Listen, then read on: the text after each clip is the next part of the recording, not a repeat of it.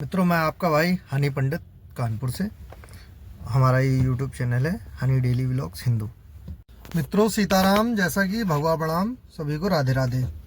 जैसा कि हम एक टॉपिक पे बात करने जा रहे हैं भाई, पहली बात तो मेरी वीडियो को गौर से सुने, देखें और समझें कि मैं कह क्या रहा हूँ।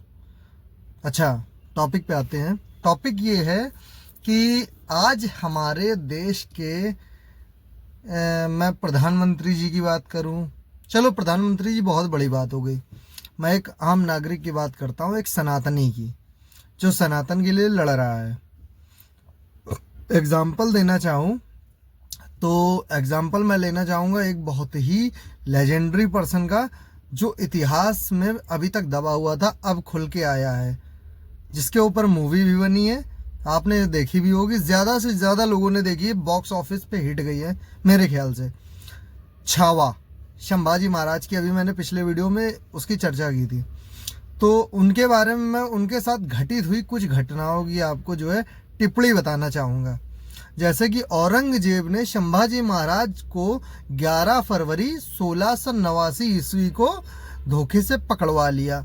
उनके रिश्तेदारों के थ्रू, उनके जो रिश्तेदार थे उन्होंने धोखाधड़ी कर दी, गद्दारी कर दी। इनको गद्दारी करके पकड़ लिया, औरंगजेब ने गद्दारी करवा दी। भाई, उनके खानदान में गद्दारी ही चली है। उन्होंने क्या किया, इधर भी देखा कि कौन गद्दार है। तो घर का भेदी लंका ढाए इसलिए नहीं कहा गया कि घर का भेदी लंका ढाता है। घर का भेदी कलयुग में कैसी लंका ढाता है इसलिए कहा गया है। समझने वाली बात है कि उस समय विभीषण जी ने सत्य का साथ देने के लिए घर का भेदी लंका ढाए कहा गया था, लेकिन आज उसका उल्टा चल रहा है, कलयुग है, तो इसको समझें। दूसरी चीज़, धोखे से पकड़वाया और उसके बाद उन्हें कई दिनों तक भयानक यातनाएं, जैसे उनके शरीर की खाल छीली गई, उनके नाखून नोचे गए। मतलब एक काटना होता है, एक नोचना होता है कि नाखून पकड़ के नोचना, पकड़ के नाखून सहित पूरा जड़ से, ये समझिए, मैं जैसे आपको दिखाना चाहूँ तो नाखून अपना यहाँ तक होता है, बड़े बड़े नाखून थे, उनको पकड़ के चिमटे से नोचा गया, जिससे उनको बेहद दर्द हुआ। हम उसको महसूस नहीं कर सकते। अगर महसूस करने की क्षमता हो हमारे अंदर तो ये समझिए कि आंखों में एकदम आंसू आ जाए खून के, इतने भयंकर उनके नाखून नोचे गए और उनको यातनाएं दी गई। जब इतने में नहीं माना या जो औरंगजेब था, तो उसने क्या किया, इनकी खाल को उधेड़ा, चाकू से नोचा, जैसे कोई मुर्गा छीलता है, बकरा छीलता है, आलू छीलता है, वैसे। जैसे भाई अदर लोग जो हैं मांस आहार करते हैं, तो वह जैसे मुर्गा छीलते हैं, मछली छीलते हैं, और हम लोग शुद्ध शाकाहारी आदमी, जितने भी शुद्ध शाकाहारी लोग हैं, ये लोग सब्जी छीलते हैं, वैसे उनकी खाल छीली गई।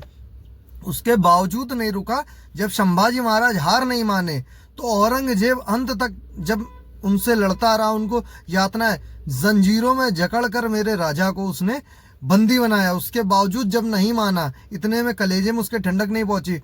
तो मित्रों, मैं आपको बताना चाहूँ, मैंने छावा मूवी देखी, लेकिन उससे ज़्यादा मैंने जब उसका इतिहास पढ़ा तो मुझे समझ में आया क्या क्या यातनाएं उनके ऊपर झेली गई हैं। और आप यूट्यूब, फेसबुक और गूगल पे जाकर के सर्च कर सकते हैं, सारी डिटेल, सारा जो है एकदम विस्तार पूर्वक पढ़ा हुआ, विकिपीडिया पे पढ़ा हुआ है, सब आप देख सकते हैं। उनका यहाँ तक कि जब हार गया कि ये नहीं मानेगा, उनकी जवान तक काट दी। तो जवान काटने से पहले उसने एक बात बोली कि एक काम करो, तुम मेरे साथ आ जाओ, राज करोगे।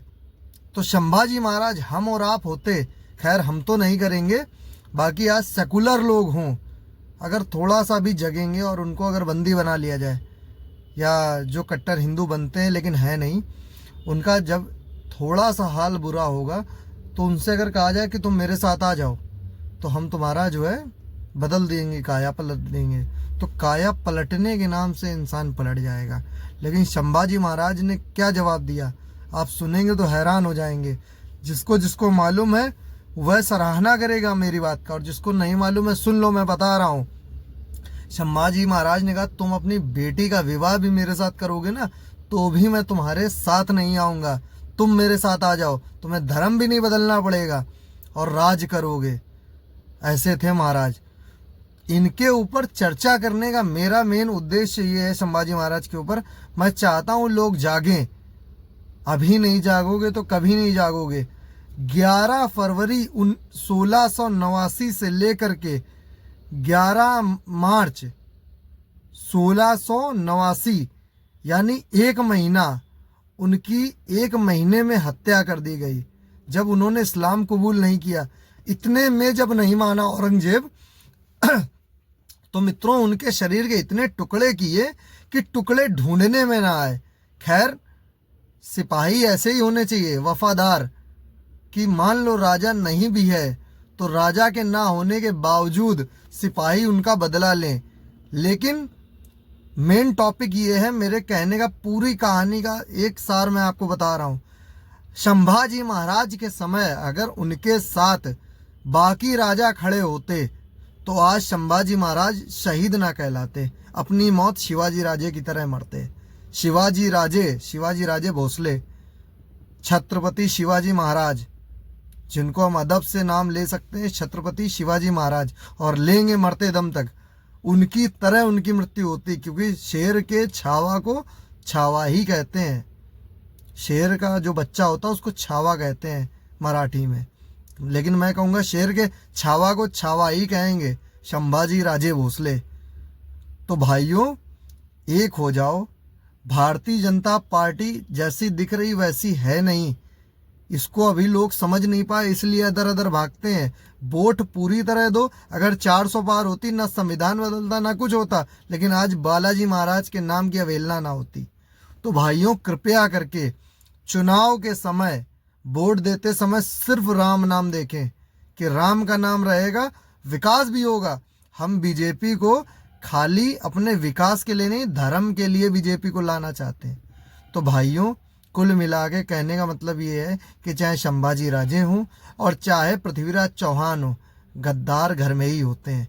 अगर सारे लोग एक हो जाएं, गद्दार नहीं होंगे, तो देश कभी हमारा गुलाम नहीं होगा और हम ऐसे सूरवीरों को नहीं खोएंगे। तो कृपया करके मेरी हाथ जोड़ के निवेदन है, भाइयों, ज़्यादा से ज़्यादा मात्रा में सनातन को आगे बढ़ाएं और सपोर्ट करें। मिलते हैं। सीताराम, भगवा प्रणाम सभी को। राधे राधे।